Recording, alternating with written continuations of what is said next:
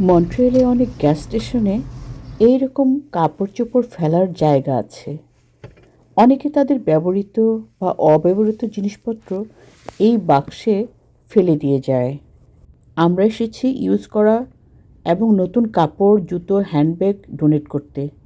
এটার ভেতরে ফেলতে হবে। এখানে টুপি, জুতো, জামা, ব্যাগ সব ফেলা যাবে। আমাদের অনেক কাপড় অল্প ব্যবহৃত, কাজে লাগছে না, ছোট হয়ে গেছে। কিছু একেবারে নতুন কিন্তু ছোট হয়ে গেছে, সেগুলো ফেলে দিলাম। যাদের প্রয়োজন হবে ব্যবহার করতে পারবে। মন্ট্রিয়ালের উইন্টার শেষ হয়ে গেছে, এপ্রিলের শেষ দিক, তাই স্নো পড়ার সম্ভাবনা 1%। টেম্পারেচার দিনের বেলায় 18-19 হলেও রাতে 5-6 নেমে যায়। এটা মন্ট্রিয়ালের জন্য স্বাভাবিক।